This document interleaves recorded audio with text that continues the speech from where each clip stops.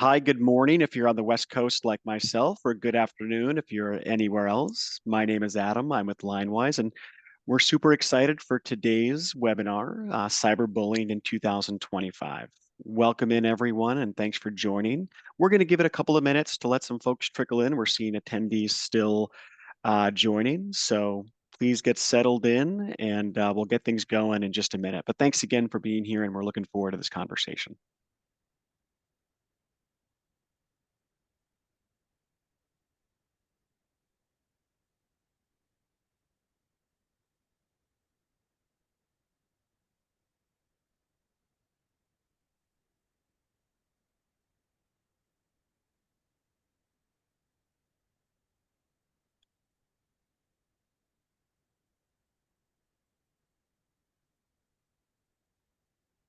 All right, we're still seeing the participants steadily climb, so we'll give it another minute or so. But for those that just joined, thank you again for joining, and we'll get started in just a moment.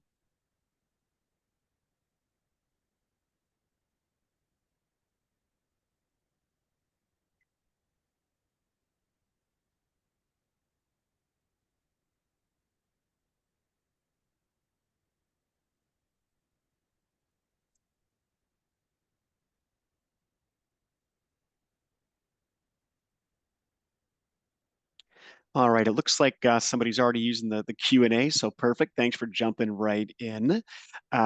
Yes, we'll get the recording shared with you here at the end. Thanks for the question, Brian. And for everyone, it's a great point for some housekeeping before we get started. Feel free and please do use the Q&A. Ask away. We want this to be as engaged as possible. And then we'll have ample time at the end where we can actually just open up and have a conversation with anyone who wants to stick around. So either fire those questions away or save them for the end, whatever works best for you. The team and I are going to do our best to answer them, as we go.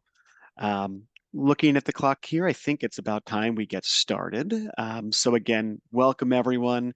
Thank you so much for joining us today. And this is really in recognition of National Cyberbullying Prevention Month. And today we're going to be focusing on the intersection of AI and cyberbullying in K-12 and really what that means, for districts like yours. So as mentioned, please keep those questions coming. We want this to be, a two-way conversation. Um, but many of you know Linewise and potentially use Linewise. But for those that don't, I'll start with I've had the privilege of supporting K-12 district technology leaders for over 12 years. And for the last 6 years, I've watched Linewise just evolve at lightning speed. We've grown from primarily a URL and classroom management filtering platform to become truly a true strategic partner for schools globally. We're not just another vendor, however. We're really in it for the long haul. Our best-in-class filtering is just the start of an ecosystem that's really designed to empower IT administration and administrators, your teachers, student safety teams, and more importantly, or equally importantly, families and students alike. And together, our solutions, really build a digital well-being environment capable of tackling the challenges of today's online world. If you want to go to the next slide, Theodora. And it's great because we're going to introduce, myself and you. So to help everyone get to know us better, I'm Adam Lee. I'm the regional vice president here at Linewise, and I'm joined with Theodora Pavkovic, our director of well-being, who I'm now going to turn over to introduce and get the webinar started. So take it away, Theodora. Thanks so much. Fantastic. Thank you so much, Adam. And thank you for all of you who took a little bit of time out of your day. I know it's a lot to ask educators and teachers and admins to do that today, but we're seeing that some people are still joining us. So we really appreciate you taking the time to be here. As we mentioned, we are going to share this recording with you afterwards as well. And we're just very excited to be here talking to you about this topic. Just a little bit of sort of background on me and kind of the angle from which I really look at this topic of AI's role in childhood, of AI's role in K-12 and what school districts can do about it.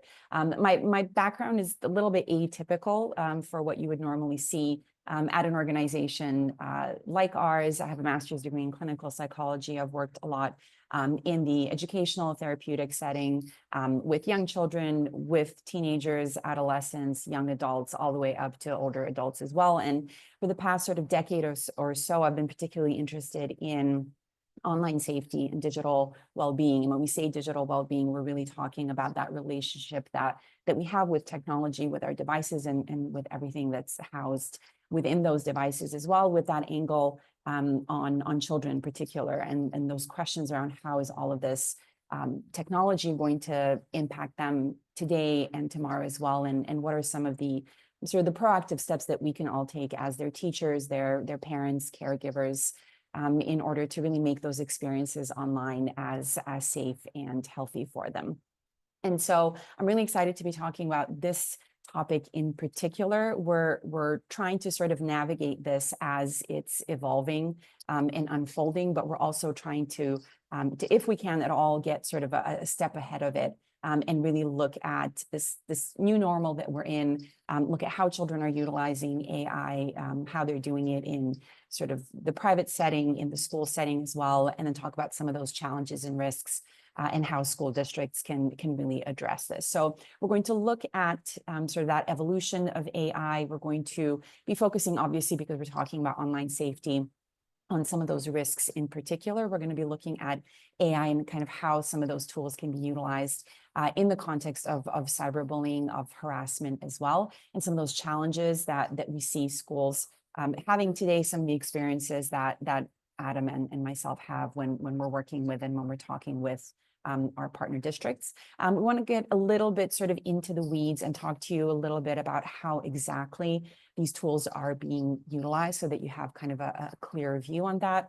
And then talk about not just the problem, obviously, but we always want to make sure that we end on that proactive note and that we talk about what are some of the ways in which you can combat some of those AI-enabled online behaviors that you might be seeing with your students already. What are some of the tech-based solutions to that? And then what are some of the other options that we have there as well? One of the key questions probably that we've been hearing about is, should you just block AI tools? I won't say too much about that right now, but Adam and I both will get into that again from slightly different angles a little bit later on. And then finally, for all of you who are joining us live, we do want to leave some time for you to ask us some questions, and we have a few that we've received already. But as Adam mentioned at the beginning, the chat should be enabled. The Q&A section certainly is. So if you do have any questions there, any thoughts, any comments that come up as we're sharing this content with you, please be sure to let us know.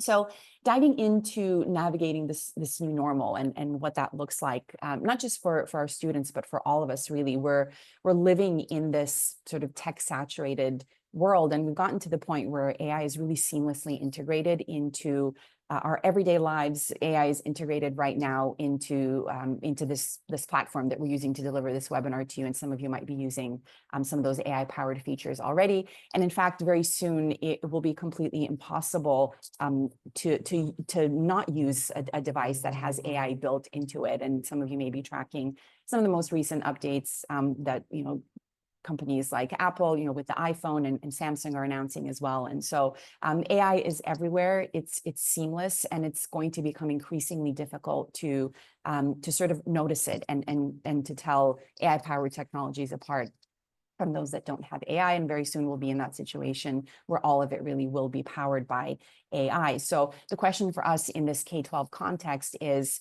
how prepared and are school districts really prepared to navigate that new world of AI right now? And as we like to say, are they really prepared to allow in the good and to not allow the bad in?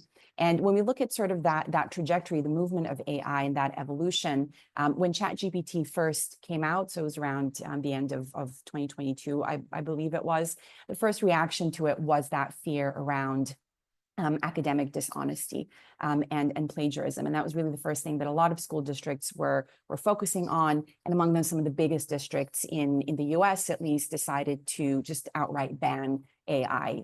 It seemed like an incredibly big problem to have to tackle, and it was just much easier to have that sort of black and white approach to it. As we fast forward to 2024, AI has had a little bit of time to sort of evolve and develop. We do see that we have a different situation now. Many districts do actually allow the use of these tools, but the question again is the situation different enough where we can really confidently say that our students are going to be prepared for all of the different both benefits and the risks that come with using AI. And one thing we always like to emphasize to all school districts, typically anything that's tech related, we would assume that the tech director or the person who's sitting within that IT department is exclusively in charge of.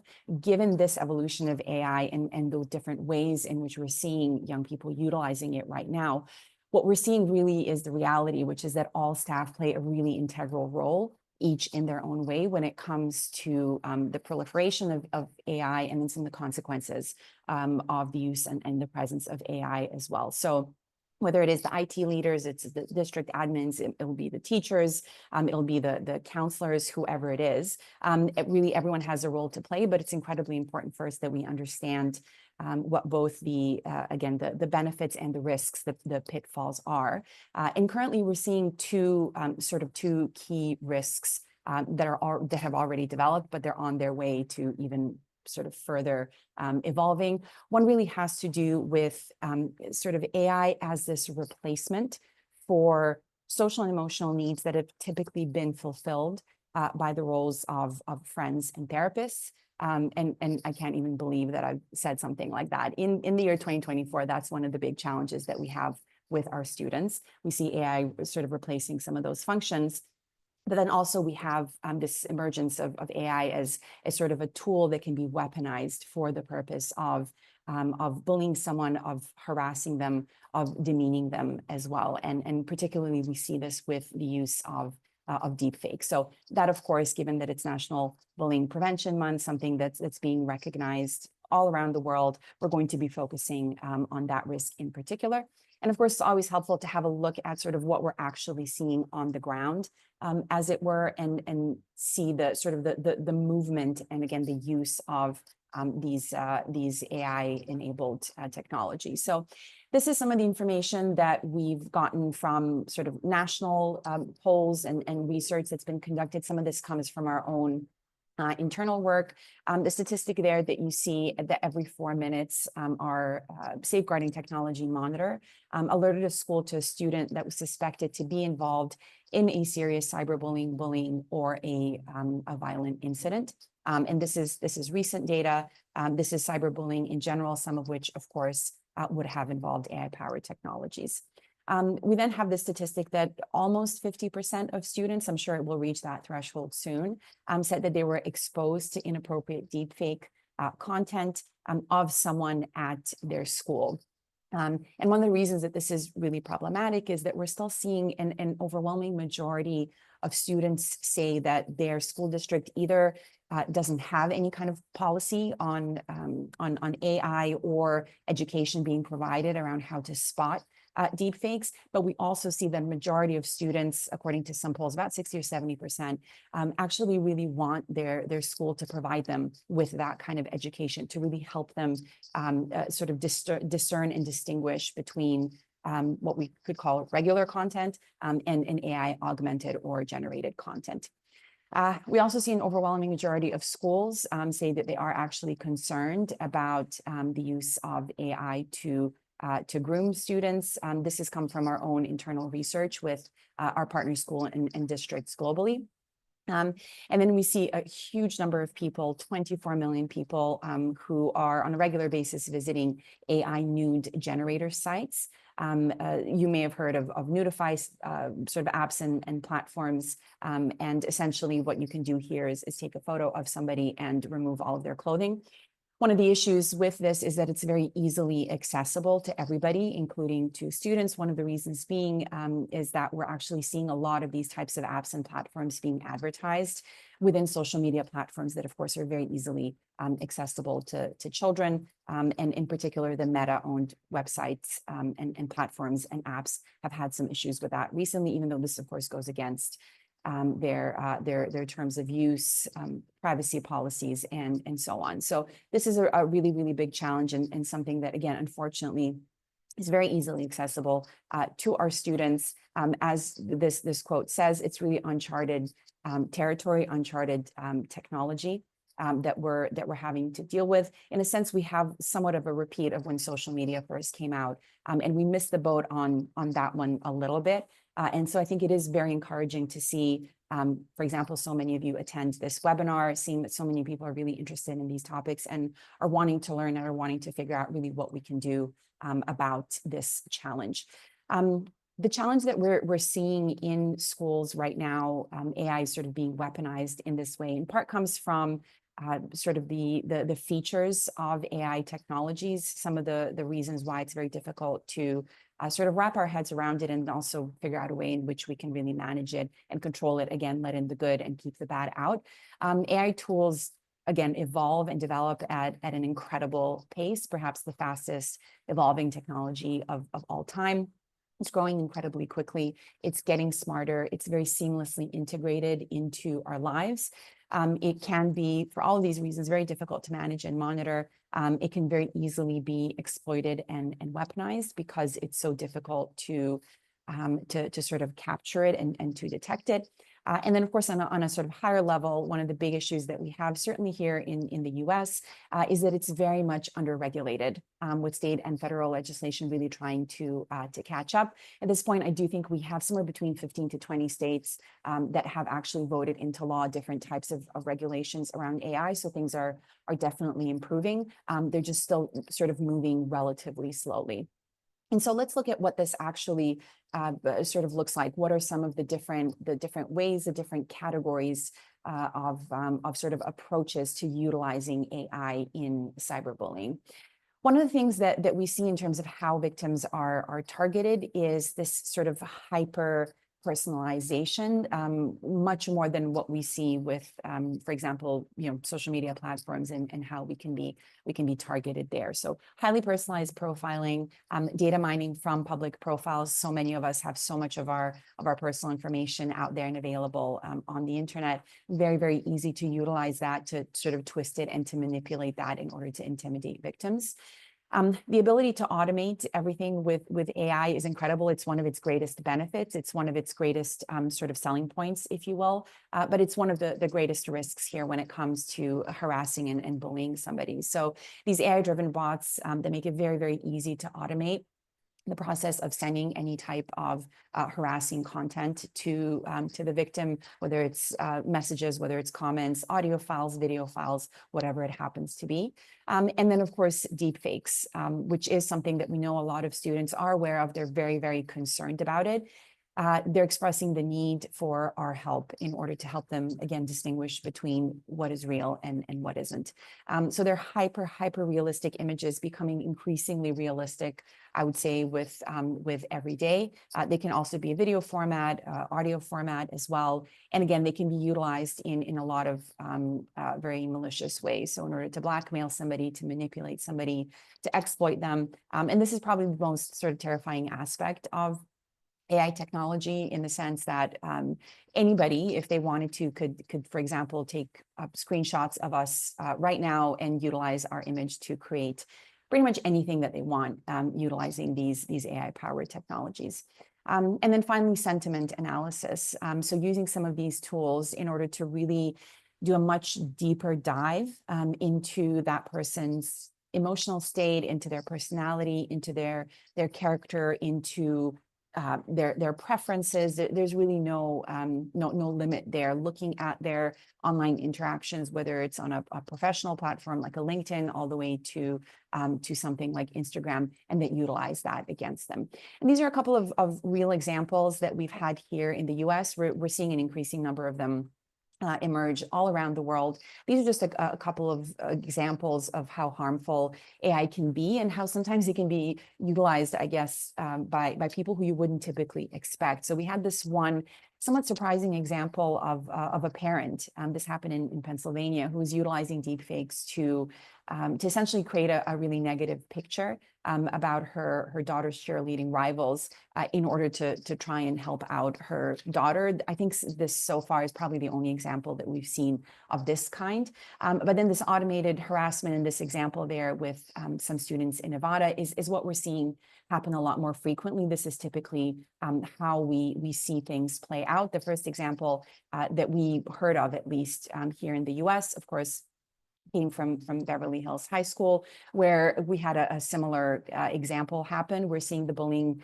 being directed towards peers, so kind of student on student bullying. But then unfortunately, we're seeing examples with this happening to principals, to superintendents as well. And we saw this happening in both New Jersey and New York relatively recently. And then we had other examples from places like Seattle, where we did see typically male students utilizing images of their female peers and then creating these deep fake, typically images, but sometimes videos as well. And so we want to sort of shift gears here just a little bit and get a little bit of your input in terms of what are sort of some of the biggest concerns that you have when it comes to how AI can be utilized at your school. And of course, we're talking about students utilizing here in particular. So we have a few options for you there. Some of them I've already mentioned, things like grooming, plagiarism, bullying, again, whether it's peer-to-peer bullying or bullying staff.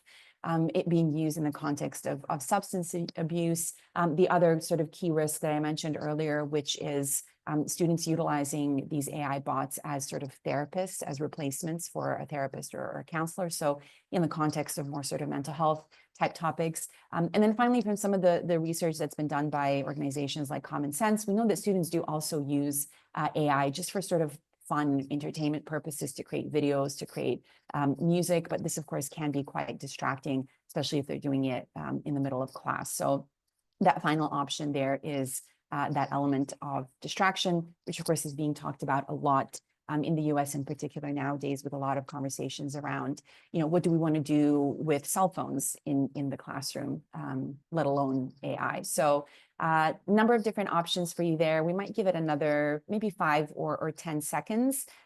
We always try to get to about 70 or 80% participation. We're at about 62 right now. So just a little way to go. So I would invite you to let us know here what your biggest concern is when it comes to using AI tools at your school. And all right. But I will So note, it's, Theodora, that yeah, we've done a lot of these webinars over the years. I can't remember ever one of the answers garnering over half, over 50%. So that is just really telling that bullying exactly. is the number one concern. Exactly. Yeah. And we're very much seeing I would say, an accurate reflection of what we're seeing internally from separate conversations that we're having with our partner districts, but really what we're sort of seeing out there being reported by the media and through a lot of this anecdotal evidence as well. And I think you can see here very clearly what I spoke to earlier in terms of how the presence and the use of AI in the classroom at school has evolved, and how our concerns about it have changed. I'm pretty sure that if we asked you this question about a year ago, plagiarism would have been top. In fact, it would have been about, I would say, 70 or 80%, most likely, if not even 100. Like I said, right after ChatGPT came out, school districts, rightfully so, were very, very concerned about how it could be manipulated for plagiarism and academic dishonesty. So I think even though it's of course never a good thing to see that there's so many people who are concerned about bullying, it's a good thing to just to see that there is a recognition there of it being a really, really huge issue when it comes to bullying. So that's I would say, the silver lining in all of this.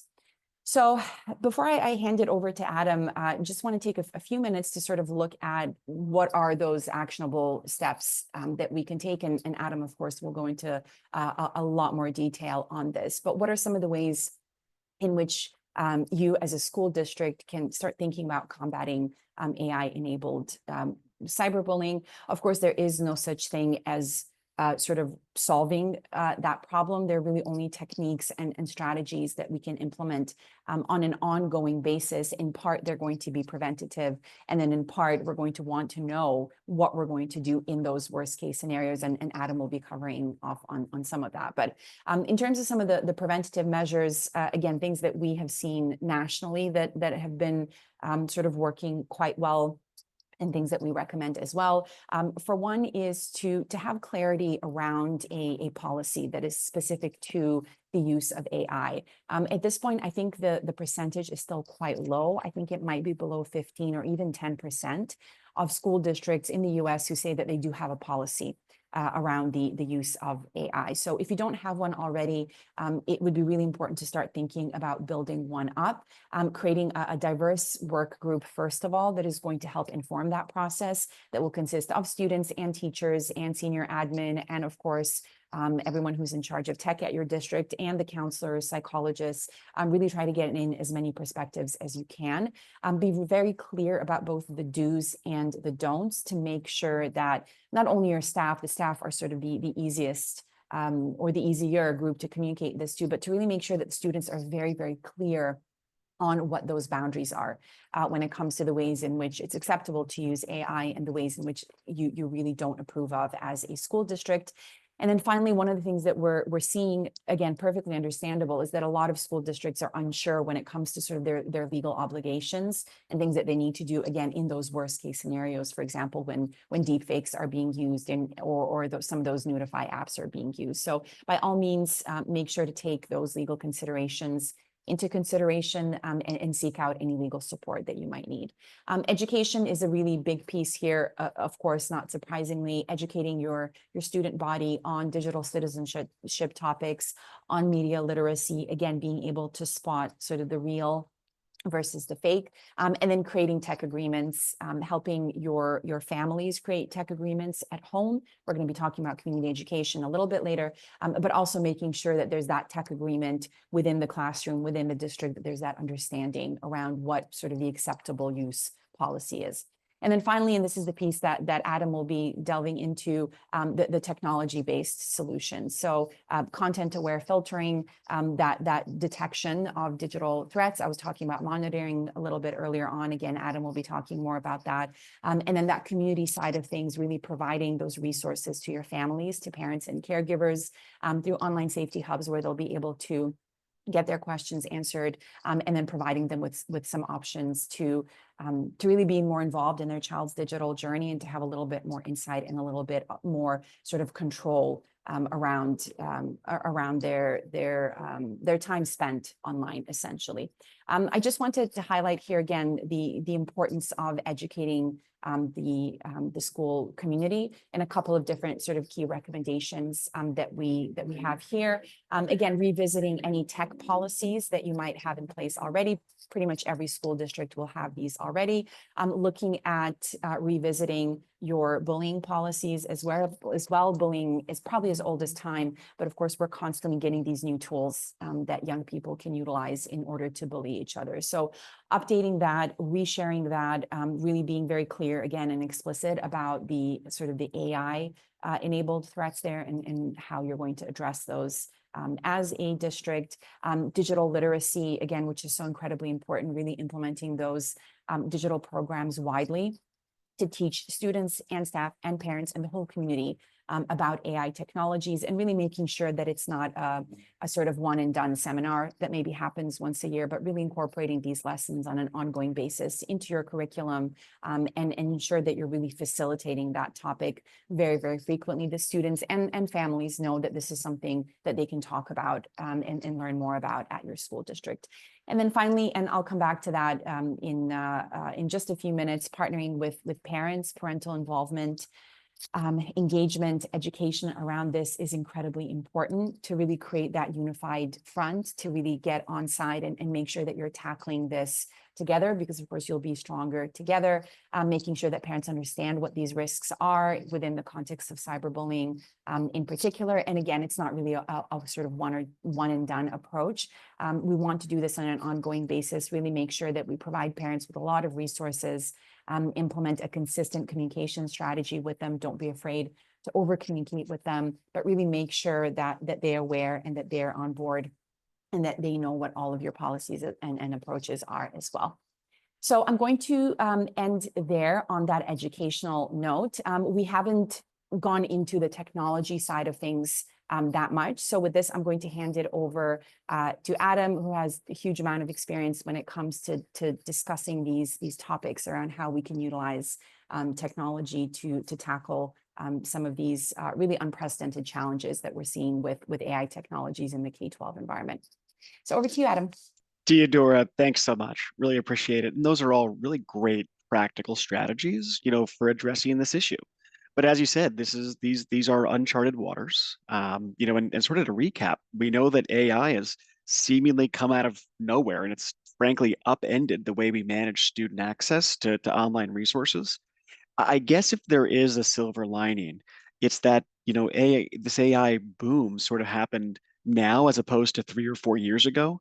Can anyone here imagine unplanned work from home, study school from home during the pandemic plus AI? That would have been, I think, the perfect storm. Um, so we talked about the importance, of providing staff and students with digital citizenship courses and communicating and involving parents. We talked about revisiting your acceptable usage policies and just updating those. Giving students the ability to anonymously report cyberbullying instances is another great practice. And all of those are really just great steps in the right direction. But before I jump into all of the tech stuff, I think there's one solution or one approach rather that we mentioned briefly, but that is just blocking it outright. If you go to the next slide, Theodora, please. Um, there's a couple of things that jump out, at me here when I look at this slide. Blocking AI tools altogether, it's a bold step. And districts, we're all still experimenting, right, with AI and how to handle it and testing what works. But most schools are overwhelmed with the enormity and complexity of AI. And frankly, they're being pulled in a lot of different directions. Curriculum wants it open. Maybe the board and superintendent want it open because it aligns with your high level mission statements. But there's some practicality questions, there as well. And I think that the easy option, right, is just to block it, right? But there's a couple of reasons why, we really think you should think twice about that. And again, looking at this slide, AI is integrated into our daily lives, whether we've asked for it or not. Right. I think we're now looking at, our AI powered refrigerator that's going to tell me on my phone when it's time to order milk, online. And I think we all are kind of battling with that saturation, of AI.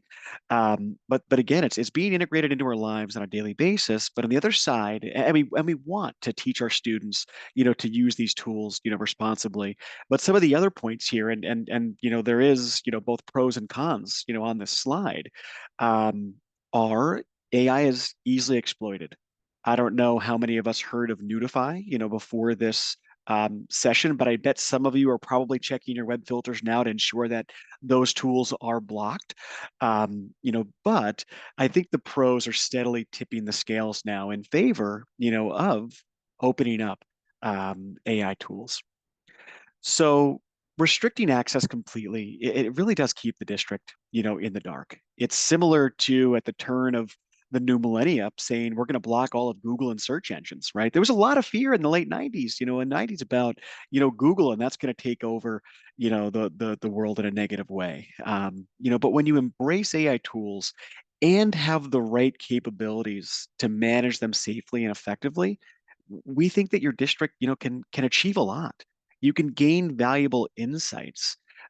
We want to celebrate really constructive and positive uses, of AI. We want to celebrate those teachers that are forward thinking in the classroom, and if you're not able to track usage of AI, you're sort of making guesses. You want to have data-driven decisions. So, that's a huge point. The other one, and I mentioned it earlier, we want to help our students grow. That is the goal of all educators and everyone, in this space. We know that there's a lot of fear around AI because anything new, any change is always scary. It's human nature. And there's a lot of fear about AI is going to take all of our jobs. We don't feel that that's the near future, right? But those that can use AI more effectively than you can, they may be the ones coming, for your job. So we want to make sure that students, are on the forward thinkers and using it, better than the generations, before. And then frankly, if you've been in filtering as long as I have, and I'm sure most of you have, if you take the approach of we're going to block it, your students are going to spend all their time trying to get to it. And that's going to lead to more use of VPNs and circumvention attempts, jeopardizing not only your security postures, but also eroding the culture of digital learning. It's tough to say we're a forward thinking technology district, but you can't use any of these cool tools. Forget about them, right? So there's a lot of reasons why just pure restriction, can be a limiting factor. We can go to the next slide, Theodora. Thanks so much. But as mentioned, you've got to have the right technology in place to adequately and effectively manage the use of AI. So I'm going to dive into a couple of different categories of our product and really think of these three pillars here as, for lack of a better analogy, this is our stool, right? And you have to have three legs on a stool to support these big initiatives. And if one of those legs isn't quite, you know, resilient or supple enough, you're going to end up falling down. So we'll talk about each one of these products, but at a high level, our school manager web filter is going to do a lot of the heavy lifting. Our monitoring product will go deeper and provide better insights into riskier misuse of AI.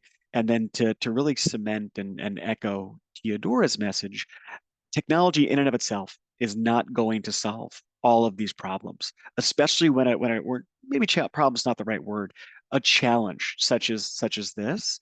But we feel that the right technology, best in class technology, plus resources and education and true partnership with all of the stakeholders involved in a student's digital life, they've got a chance. So if you can go to the next slide, Theodora, and there's a couple of questions here. I'm going to do my best to get back to questions, but if another team member can handle those, that would be greatly appreciated. I want to dive into school manager here. And many of you on this call, I remember seeing some of the chats. You're familiar or currently using Linewize School Manager. For those that aren't, we're the only, if not really the only solution out there that's a purpose-built web filter for K-12 that combines a physical appliance with cloud capabilities, really delivering the best of on-prem and cloud solutions without the drawbacks of either, really all through the lens of student safety.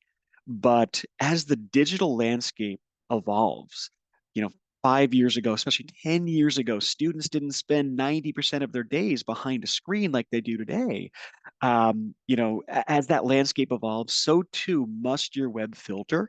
And frankly speaking, the days of relying solely on URL reputations, right? Blocking the known bad, allowing the known good, those days are fading fast. That's why we're excited. We're so excited to introduce the next generation of filtering, and that's our content aware capability. And we feel it truly does fill a lot of the gaps left by web filters. It's a smarter, more adaptive approach to web filtering. And what it does at a high level is it is using technology, and here we're using AI for good. We're scanning your student screens in real time. And we're actually making decisions on the fly and can take it a step further, not just raise a red flag, not just alert you to misuse. Let's get to the root and solve the problem. We can blur content, we can blur images on that student screen in real time before a student, can get to it. So if a student somehow does find their way to a app like Nudify, or similar, before that image is rendered, our AI is going to pick up on it and it's going to blur it. So we're blurring in a couple of categories: intimate apparel, swimwear, and pornography. And it does look like we've got a raised hand here. Are we allowed to unmute someone, team? Is that okay? or should we save that to the end? Maybe we can save it until the end, Adam, when we Okay. get into Q&A. Yeah, Perfect. So, perfect. Joe, if you don't mind, we'll save that one, to the end, and I'd love to have a conversation with you, around this. And then, Matt, to your question, from a load perspective, very, very little load, and it will work in social media. So, the idea here is if your students are using generative AI or using AI tools to create bad images, we're going to blur it before they're used. But this will also go beyond just AI. So there's a lot of challenges we know around, it could be as simple as a Google search, right? There's a lot of words with double meanings. And even with Safe Search enabled, the results may be maybe not a true SIPA violation, but they might be enough to upset a parent.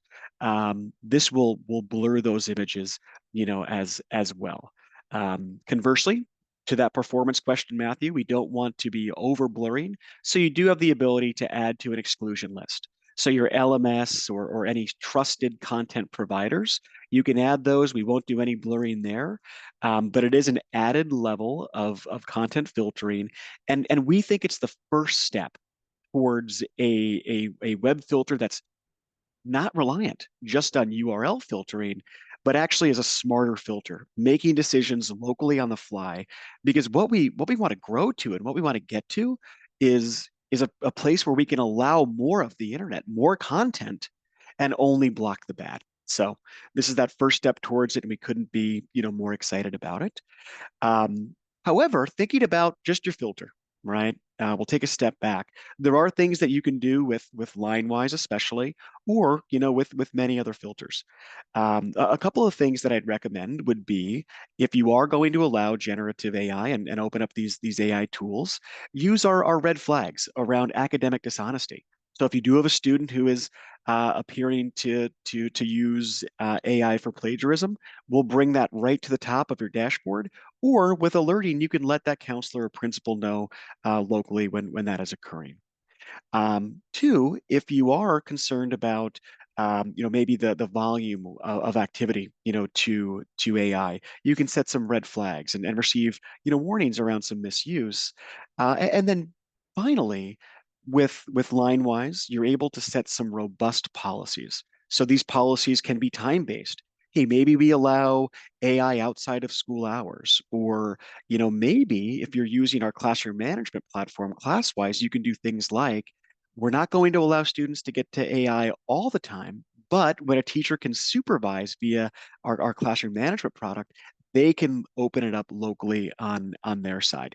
This is really great for younger students, and that could be a very, very strong, approach from a filtering standpoint. Linewise Monitor, if you're using Linewise Filter and not using Linewise Monitor, or if you're using any other dedicated 24/7 student safety, platform, then you'll know how important it is to go beyond just web filtering. And that's what Monitor does. Monitor is going to provide you with visibility into activity beyond just Google and searches. It is going to give you visibility into um, emails, chats, um, social media. It'll give you visibility into if you're allowing esports and supporting esports with Discord. We'll identify, risks there. But most importantly, we're going to give you visibility, into AI. And we know that every district, we all want to keep kids safe, right? That goes without saying. However, there is a very important factor to consider, and that is the time factor. So our team of human moderators, we employ a team of highly trained professionals. They will respond to the events that are triggered by our AI and natural language processing within Monitor. They will score those events before they reach out to the district.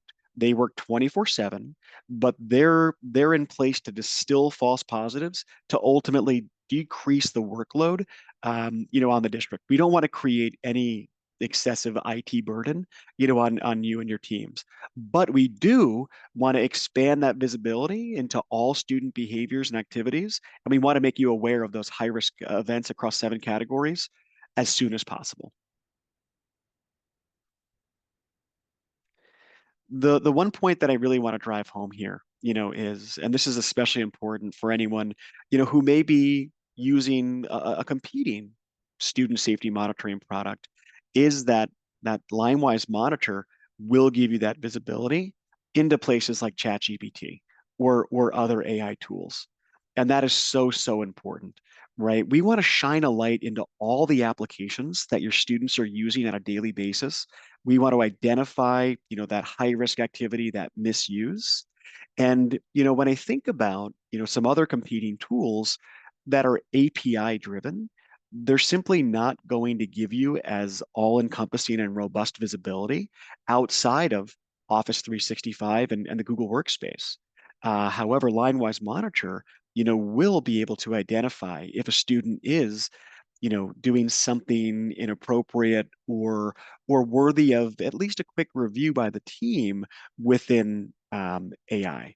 And that's, another one of our points here. If you are going to open up AI, you really need to do it in a safe way. And if you can't truly and say, hey, we're going to be able to flag any misuse, then it can be a bit of a risky proposition. Here's where I encourage everyone on this call to take us up on something that's really powerful and really important, and actually free. It's our student safety audit. Think of this as no cost consulting. We will meet with your team. We will onboard your team. We'll deploy our Linewise Monitor agent to your student devices. That entire call is about 15 minutes. And then we're going to analyze your data. We're going to look at all of your data for no cost. If there is an immediate threat to life, of course, one of our moderation teams will get in contact with the district to find contact. So, during this no cost, audit period, you very well may impact a life.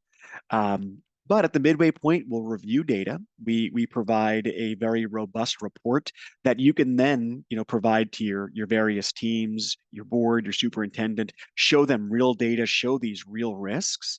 And all of that, is absolutely no cost. Whether you have a student safety monitoring platform today and you want to pressure test it and you want to make sure that it's working as well as it could or it should, and just validate that ahead of a renewal, great opportunity to do so. We welcome that. Or maybe you haven't deployed a student safety monitoring platform yet because you're nervous about the potential for false positives, or you're worried about that workload. This is a great way to actually see how our moderation team will take that burden, off of your district. So please, everyone, consider if you haven't deployed Monitor yet, take us up on the student safety audit. We'll talk more about that, towards the end. But I'm going to pass back over to Teodora to talk about our community platform, and I'm going to get caught up on some questions. So take it away, Teodora. Fantastic. Thank you so much, Adam. So the third and final pillar that Adam had mentioned earlier is in part a tech-based solution and in part really focused on education, on really supporting parents act as sort of that at-home filter, if you will, and that really at-home guide and the sort of the people who are going to help children navigate their technology use outside of school hours. One of the things that we've noticed through the use of our Monitor product as well is that for some of the key online safety risks that children are facing today, many of them do spike up after school hours. So in other words, when children are sort of outside of both those physical and virtual sort of spaces that you provide them in that classroom setting, once they go back home and they're essentially in the safety of their own home. But of course, the internet is a vast, limitless place. And as we've discussed, this is true in the context of AI, but in the context of pretty much any virtual space that they frequent, it can be very difficult to have that insight into what they're doing online, and then also be equipped to manage that for safe and responsible use. So some of our other internal research talking to parents all around the world that take advantage of our of our community resources, has found that a very small percentage of parents, just under 10%, say that their child's school actually helps them manage their child's educational or school issue device outside of school hours. So this community piece is incredibly important because it will really provide that opportunity to, again, partner with your parents in a really effective way. And we do this through 3 different sort of types of resources that we provide. We have the Custodial Parent app, the Online Safety Hub, and then the live parent webinar. So I want to tell you just a little bit about each one of these. So the Custodial Parent app really it gives parents that opportunity to become more actively involved in their child's digital lives. We have options for both personal devices and school issue devices there. That ability for parents to have an insight into their child's online activity, to really be able to sort of direct their child as they're thinking about what healthy boundaries are, what a healthy relationship, again, is with technology. As I mentioned, the ability to essentially do that filtering at home to block access to inappropriate sites. And then on the school issue devices, somewhat similar functionality there as well. But one of the most sort of popular aspects of the app is its ability to allow parents to pause the internet. When the child is at home, you as a district have the ability to really decide what kind of activity you want parents to see, when you want them to see it, what you'd rather not show them, and then some of that ability for parents to add some filter rules there as well. The Online Safety Hub, I'm sort of very biased towards. Myself and our other in-house experts build out everything that you'll see and that your parents will see inside the Online Safety Hub. This is a co-branded website that we built out for all of our partner districts who participate in our community offering. It's essentially a library of resources, of text-based format resources, video-based format, where we share, guides.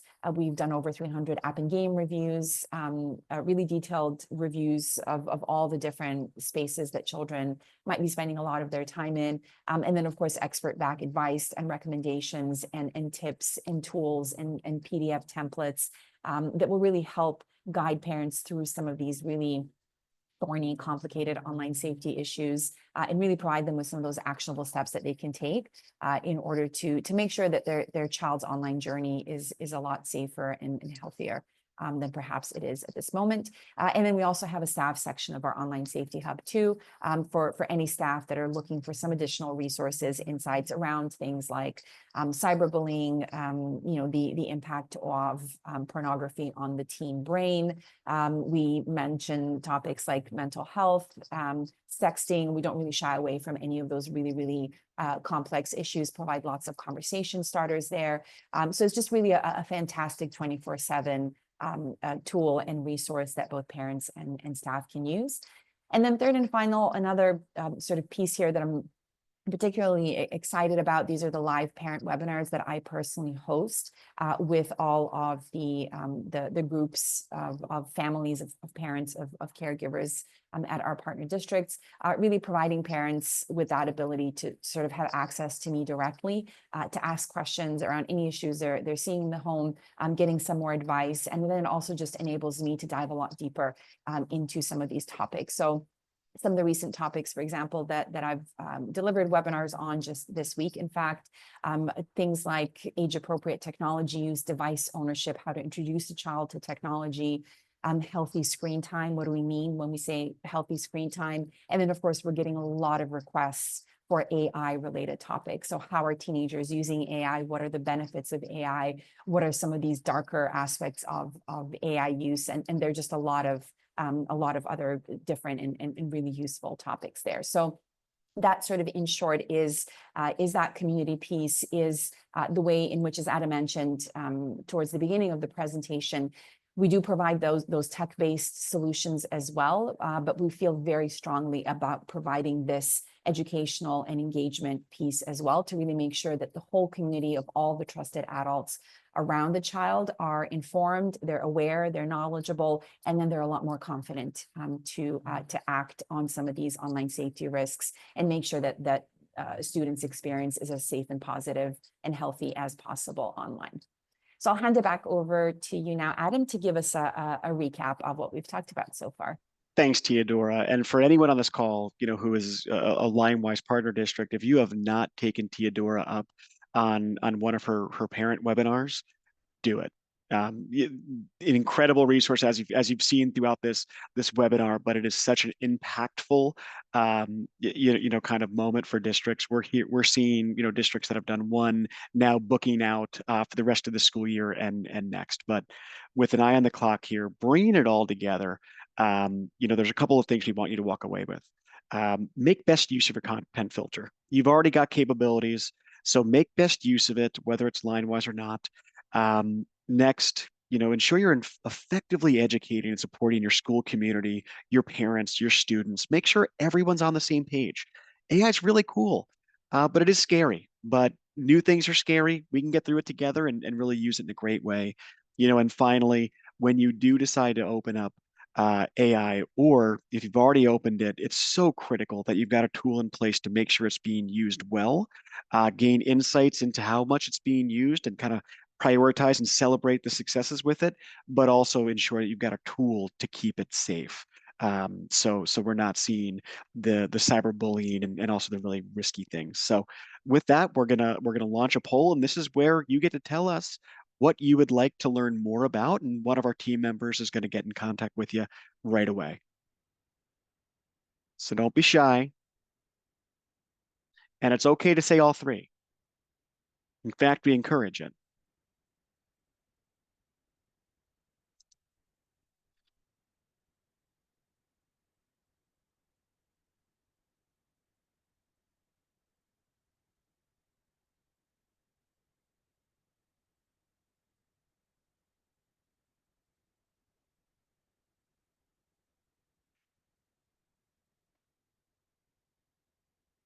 All right, we're in a horse race here, I can see. This is exciting. Again, those audits take about 15 minutes to set up, and we see really great results, especially around the holiday season, which is around the corner. We know it's a stressful time for not just adults like us, but our students. So it's a great time to get ahead of these issues. Content aware, real-time image blurring, such a cool technology. I love that it's actually now taken the lead. But we've got a three-way horse race here. So Teodora, you're going to be very busy for the next couple of months doing some webinars, which I'm sure you're super excited about. Oh, I'm more than happy to. I can talk about this stuff all day. So bring it on. Love it.